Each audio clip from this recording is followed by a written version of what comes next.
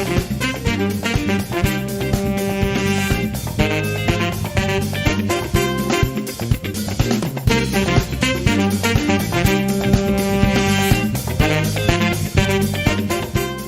version 10, we have airports now with a higher resolution. You can see this in the airport selection that we offer now resolutions of kind low, normal, HD and 4K. The new ones are 4K and they consist out of pictures with 8000 times 8000 pixels. So you have to check if your computer is able to use these high resolution airports. If you want to use them, you have to download them, and you see this in the download window.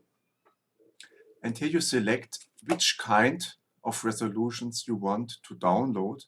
That is, if you want to use 4K, you have to select it here.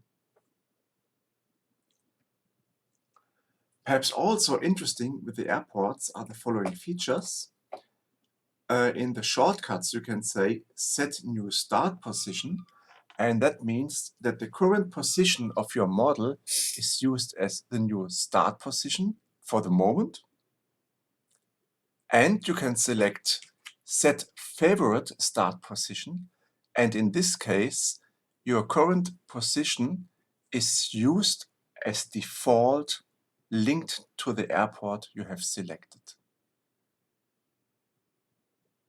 And concerning the start positions, it's perhaps also interesting that when you start a training, then your current position is used.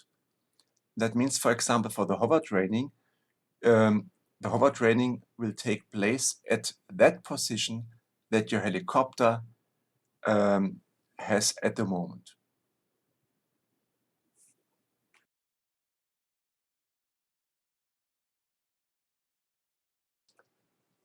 In version 10, we also included a new shader for water, and in some airports you can see that there are reflections on the water or moving water and things like that.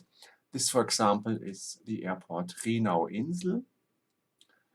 And in order to use this feature, you have to select it. This is done in configuration global settings. And here you see water details. So when you select none, you will not see any special shaders for water, and you can select the quality of this effect with low, medium or high.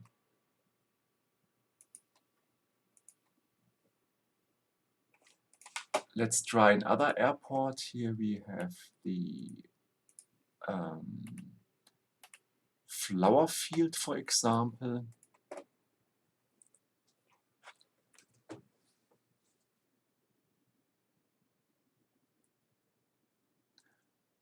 And in the flower field, you can see, for example, here the reflection of the shadow and also the reflections of the model on the water.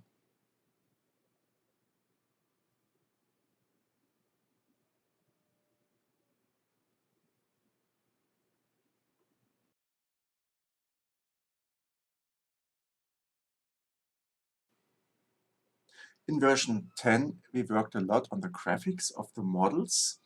In fact, we implemented what is called physically based rendering. The effect you can see, for example, here on the rotor head of this helicopter. You see here the metallic glare of the material. On other example is the Mars helicopter. Here you see, for example, the reflections of the environment in the metallic body of the helicopter. Or, for example, you see it in the Corsair.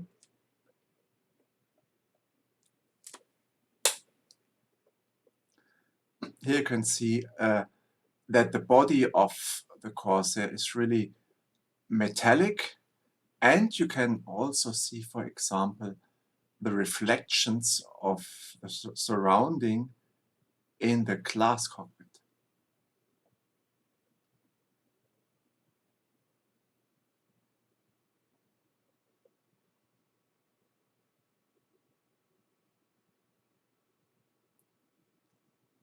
This feature has to be turned on by you, and you turn it on here in global settings, and here in performance, use PBR, use physically based rendering.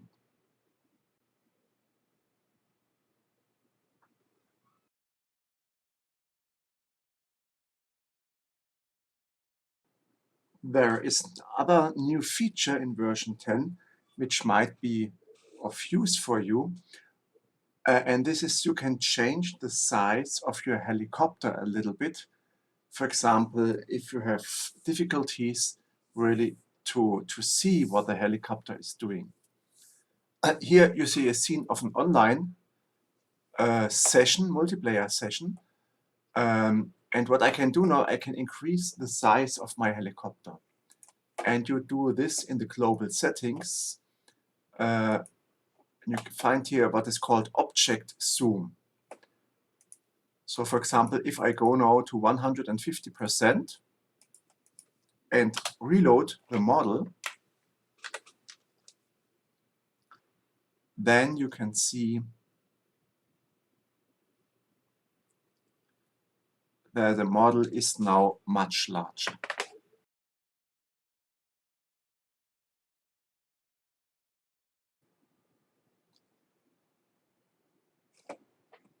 In version 10, we changed the behavior of the controllers. The first thing is that there's no need to plug in the controller first before starting HELI-X. You can now first start HELI-X and then plug in or turn on your controller. It's also possible to have several controllers connected. So for example, now I have here one controller and I turn on my second one.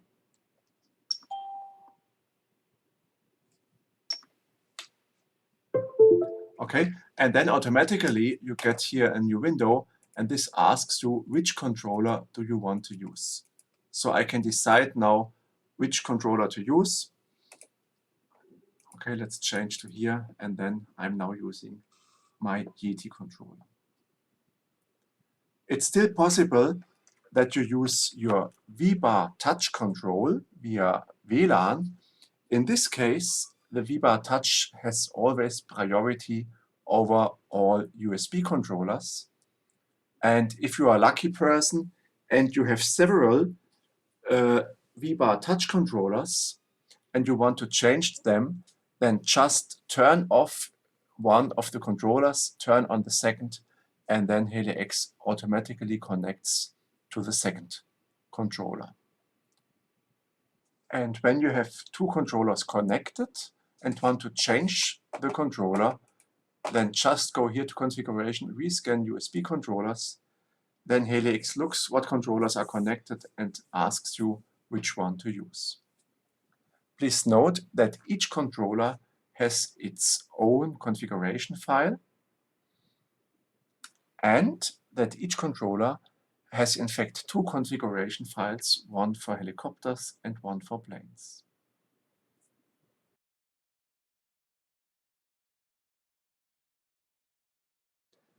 In version 10, we use a complete new library for the input of the controller and did also a rework on all the configuration process. And as I just want to give you now an example how to configure here, for example, my Yeti controller. Please note that you have to go through the configuration process 2 times, one time for helicopters and one time for the plane. Okay, that means you first select the helicopter, you go through the calibration process, and at another time select a plane and go again through the process. The idea is that typically for planes you need other functions, for example landing flaps or so, but you do not need for helicopters. So how does it work? You start here with configuration controller, and here you have to start with this stick configuration. Okay, first you are asked to put everything in the middle, and then be careful. Put in the middle not only the sticks, but also all your knobs or your switches, what you have, where it is possible. Okay? Then go through the process. Next, now move everything to the minimum and maximum position. Okay, this is what I do now with my sticks. And now do it also with the knobs you have. Okay, you see here I have here 2 knobs and here 2 other knobs. Okay, and after I have moved them to the end position, you see there's really a smooth transition here. Okay, after pressing next, where we put everything to the center position, we go through the process, maximum collective pitch, cyclic roll, which is aileron to the right,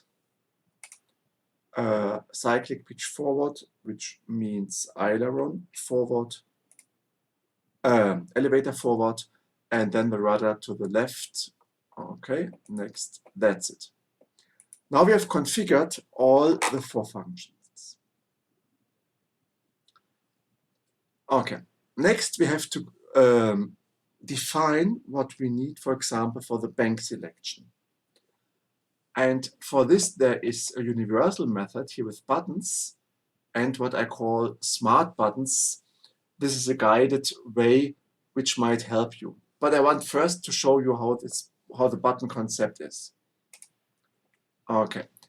In this great window, what we have is here visualization of all the buttons, here of all functions which you can assign to the buttons, and here we have for a selected button a part where we really can assign the functions to.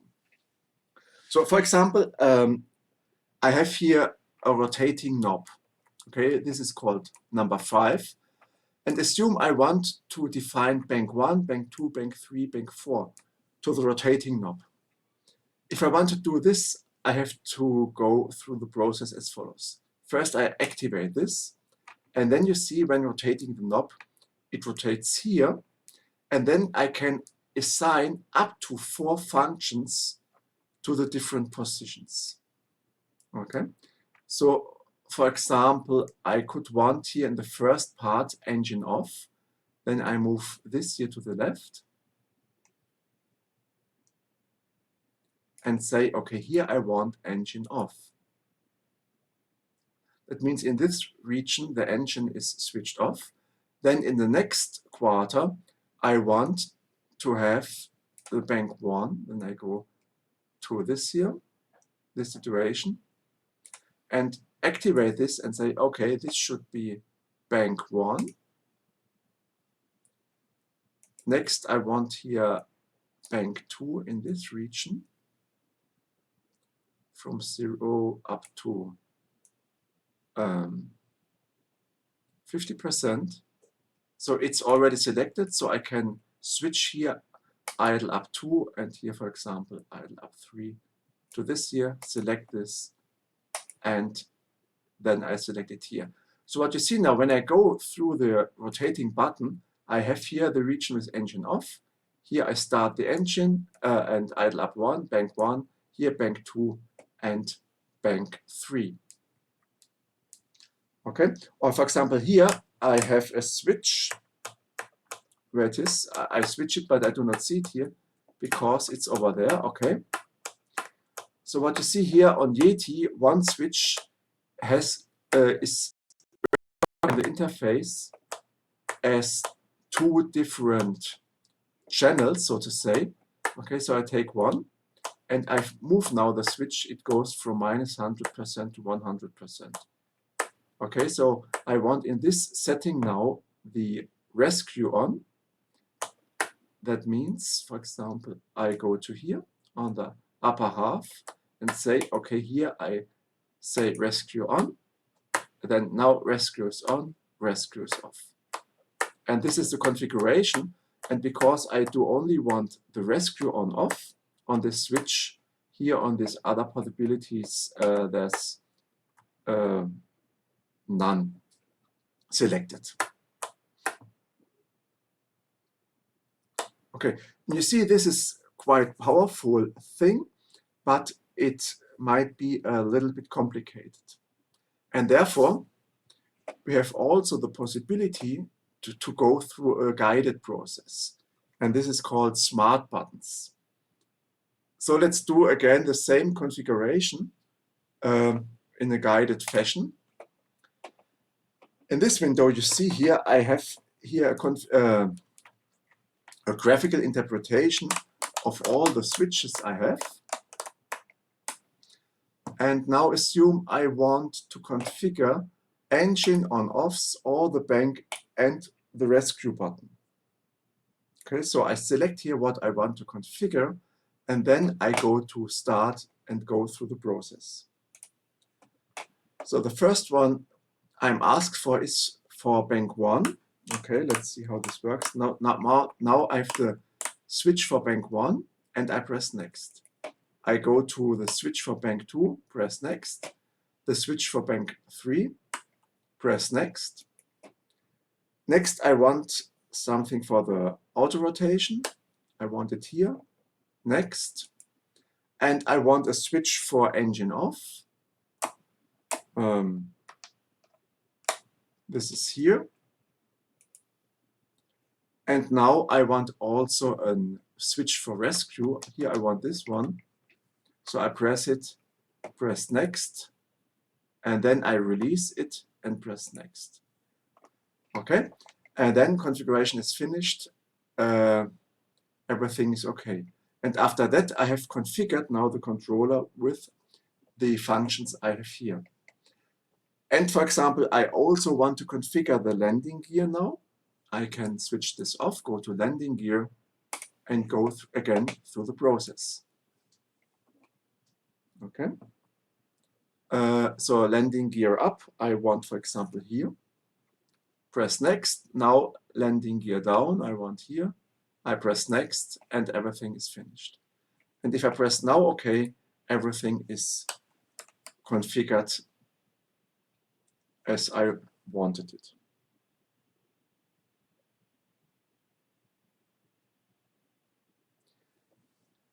One thing is, if you have switches which are a push button, that means they are only on as long as you push them, and if you release them, the engine, not the engine, but the function is off. If you have a push button like this, then you can select for the particular function here this checkbox, and then the function is turned on and off like a flip-flop for each pressing of the button. Okay, and finally we can configure the keyboard, and this is, as you know it already, what is new now is that we have done a grouping of all the functions. Here, for example, for the banks, for menu selection, for pause reset, next for slow motion, for all the view things, next for the record play functions, then particular things for planes, for example, landing flaps, for the hand launch, or a button to increase the height, and also to turn on the head-up displays, for example, and for some training facilities.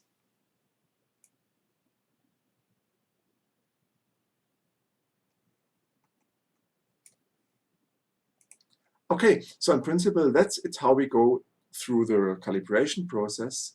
And please note, After we done this, we select now a plane, for example. Where's a plane? Here's a plane. And what you see now, the main functions for the rudder and ailerons and so on are configured. And if I want to configure, for example, landing flaps, landing gear, and so on, I have to go again through this configuration process. And I think for most controllers and most situations, the smart button functions should work. But if you want a detailed configuration, you have to go through this button thing.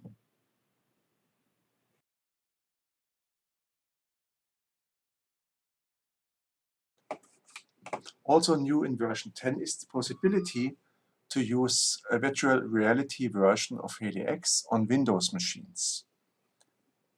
The VR capabilities are based on Steam VR, so you have to have Steam VR installed. And you start the 3D version of HELI-X just by another icon, which is automatically produced during installation. It's now difficult to show you here how 3D really works. What you need to know is that in the global settings, you have one tab here with virtual reality, and here is where you make all the settings. What you need to know. A 3D mouse in normal window is more for debugging. This is that you can see another mouse pointer which is made by the software in your normal window. You can forget this. Really important is the anti-aliasing. This is the anti-aliasing setting, so the smoothening of the pictures here, but here in the virtual reality situation. You have to check what works for you. Some things can be configured in your virtual reality software of your classes. And here you can make software anti-aliasing. You have to check what really works for you. Please note that this really needs memory, and it depends what your graphics adapter can really produce. When you play HELI-X in virtual reality, you also get a window on your normal display. This is called mirror window, and this window is important to grab the coordinates of the mouse so that it can be used in virtual reality. And the size of this mirror window can be configured here in the next line. And this should be should have nearly the same size as your monitor. The mouse in the virtual reality settings, so in the classes, can be scaled here by what is called a mouse zoom factor. And in the virtual reality situation, you have exactly the same user interface as in the normal version for the screen. And what you can configure here is the depth of the graphical user interface. That means how far is the user interface away from you, and this then defines the size. If you want, you can shift the user interface a little bit in vertical direction. This can be done here with the GUI height, and you can define the font size of the graphical user interface in your classes by this font size. So you understand that we have the same configuration in both versions. So you can define all settings here in the normal screen version, and you can then use just your classes and have the same settings as in the screen version. For the virtual reality game, one shortcut is important, where is it? It is here under View, Center View. And this can be used to rotate what is the thing you look at when you look straight ahead. Okay, and the idea is when you press center view, then the view to your own model is now configured to be the view how it is when you look straight in the straight direction. Okay, this is center view, and there's also a keyboard shortcut which can be defined for this.